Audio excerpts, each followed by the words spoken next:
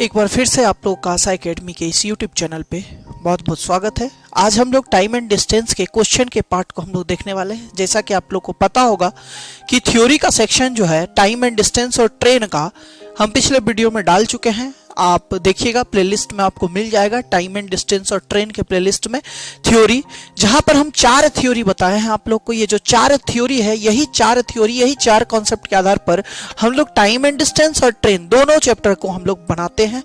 हर एक क्वेश्चन को, चाहे वो बेसिक क्वेश्चन हो या एडवांस लेवल का क्वेश्चन हो या मेंस लेवल का क्वेश्चन हो, हर टाइप के हर लेवल के क्वेश्चन को हम इन्हीं 4 कॉन्सेप्ट के आधार से बनाते हैं। आज हम लोग की बारी है क्वेश्चन को समझने की। हम लोग बेसिक से शुरू करेंगे, धीरे धीरे बेसिक के बाद हम लोग आगे बढ़ेंगे। आज का हम लोग का जो पहला क्वेश्चन है वो आपके स्क्रीन पर जैसा कि आ रहा होगा। क्वेश्चन में कहा जा रहा है कि एक आदमी 36 किलोमीटर प्रति घंटा की चाल से 36 किलोमीटर प्रति घंटा की चाल से चलता है, तो बताइए कि कितने समय में 400 मीटर की दूरी तय करेगा। एकदम बिल्कुल बेसिक सा प्रश्न है ये, बहुत ही छोटे छोटे बहुत ही इजी एग्जाम में ये क्वेश्चन पूछा जाता है। चलिए देखते हैं इसमें डाटा क्या दिया गया है। कहता है एक आदमी 36 किलोमीटर प्रति घंटा की चाल से, मतलब स्पीड जो है इस क्वेश्चन में दिया गया है 36 किलोमीटर प्रति घंटा। आगे का क्वेश्चन कह रहा है कि तो बताइए कितने समय में 400 मीटर की दूरी तय की जाएगी। मतलब ये डिस्टेंस पूछा जा रहा है कि 400 मीटर की दूरी वह कितने समय में तय करेगा। मतलब ये टाइम पूछा जा रहा है, टाइम पूछा जा रहा है, समय पूछा जा रहा है। हम फिर एक बार आपको याद दिला देना चाह रहे हैं कि अगर आपको क्वेश्चन बनाना है टाइम एंड डिस्टेंस और ट्रेन दोनों चैप्टर का, दोनों अध्याय का, तो आपको सबसे पहले पहला जो पार्ट है, जो हमारे थ्योरी का वीडियो है, वो आप सबसे पहले जरूर से उसको देख ले, रिवाइज कर ले, तभी जाकर के आपको ये क्वेश्चन समझ में आएगा। चलिए क्वेश्चन पे आते हैं। क्वेश्चन में टाइम पूछा जा रहा है। हम लोग पहला पॉइंट में सीखे थे, एक फॉर्मूला था कि डिस्टेंस बराबर स्पीड इनटू टाइम। इसका हिंदी था कि दूरी बराबर चाल गुना समय। शायद आप लोग पहले बचपन में भी पढ़े होंगे, 6, 7, 8, 9, 10 में भी ये फॉर्मूला आता है, बहुत यूज किया जाता है। तो आप देखिए यहाँ टाइम पूछा जा रहा है। इसी फॉर्मूला से निकल करके बनने वाला एक फॉर्मूला था कि टाइम बराबर, टाइम को हमको निकालना है तो डिस्टेंस, और ये इधर गुना में है तो इधर आ जाएगा स्पीड भागा में। देखिए यही टाइम पूछा जा रहा है और टाइम बराबर होता है डिस्टेंस बटा स्पीड। जैसा कि आप क्वेश्चन में देख पा रहे होंगे, यहाँ डिस्टेंस भी दिया हुआ है और स्पीड भी दिया गया है, दोनों डाटा दिया गया है। पर आप एक चीज गौर कीजिएगा, हम जैसा कि आपको बताए हैं कि कभी भी क्वेश्चन में आपको यूनिट को मेंटेन करके चलना है। यूनिट आपका अनबैलेंस्ड दिया रहेगा, बहुत सारे क्वेश्चन में दिया रहेगा, लेकिन आपका काम है कि उस यूनिट को बैलेंस करना। जैसे यहाँ डाटा क्या दिया गया है, 36 किलोमीटर प्रति घंटा, और यहाँ डिस्टेंस क्या दिया गया है, मीटर।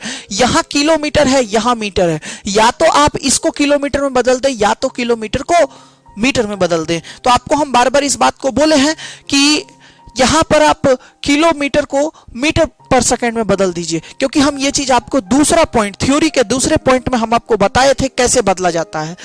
इसको हम लोग बदलने के लिए मीटर पर सेकंड में जब हमको बदलना होता है किलोमीटर प्रति घंटा को, तब हम लोग इसको 5/18 से गुना करते हैं। याद आ रहा है, दूसरा पॉइंट यही था, 5/18 से गुना करना होता है। 18 दूनी 36, 5 दूनी 10, तो ये 10 मीटर पर सेकेंड। अब ये आ गया आपका स्पीड 10 मीटर प्रति सेकेंड और डिस्टेंस दिया गया है 400 मीटर। तो आप उसे पूछा जा रहा है समय के बारे में, और समय बराबर क्या हो जाएगा, डिस्टेंस कितना है 400 और स्पीड कितना है 10। तो इस तरह से अगर आप देखेंगे तो 40 सेकेंड इस क्वेश्चन का आंसर हो रहा है, 40 सेकेंड इसका समय आ रहा है। तो इस तरह से और एक आगे का क्वेश्चन हम लोग अभी देखेंगे कि दूसरा क्वेश्चन इस टाइप का कह रहा है, आपका बोर्ड पे आपको दिख रहा होगा। क्वेश्चन में कहता है कि एक रेलगाड़ी की चाल 20 मीटर प्रति सेकेंड है और यह एक खंभे को 10 सेकेंड में पार करती है। रेलगाड़ी की चाल 20 मीटर प्रति सेकंड है और यह खंभे को 10 सेकंड में पार करती है, तो रेलगाड़ी की लंबाई ज्ञात करनी है। रेलगाड़ी की लंबाई ज्ञात करनी है। चलिए इसके डाटा को लिखते हैं। रेलगाड़ी की चाल जो है, जो स्पीड है, वो 20 मीटर प्रति सेकंड है और यह एक खंभे को 10 सेकंड में पार करती है। खंभे को पार करने का जो समय है, टाइम जो है वो 10 सेकंड है।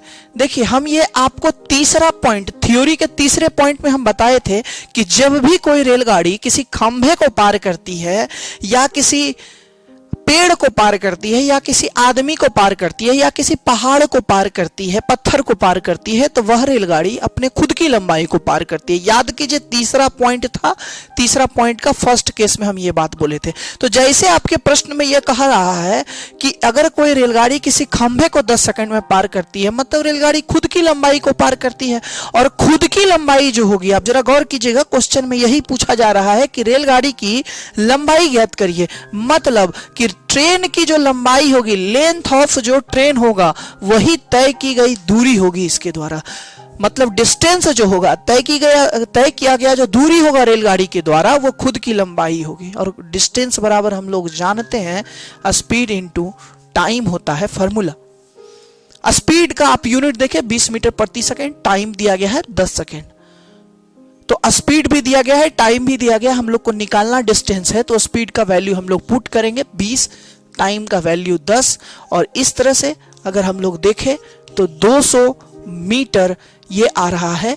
इसको आप लेंथ ऑफ ट्रेन कह सकते हैं या ट्रेन के द्वारा तय की गई दूरी कह सकते हैं। मतलब ट्रेन की लंबाई भी कह सकते हैं और दूरी भी, तय की गई दूरी भी कह सकते हैं। तो ये यही सेम टाइप का क्वेश्चन है, बेसिक क्वेश्चन एकदम है, बिल्कुल भी चिंता नहीं करना है, सिर्फ फार्मूला पर आधारित है, सिर्फ फार्मूला पर आधारित है। इसके अलावा हम लोग इसी में तीसरा प्रश्न हम लोग चलेंगे। तीसरे प्रश्न को अगर हम लोग देखें तो जरा देखिएगा तीसरा प्रश्न क्या कहता है।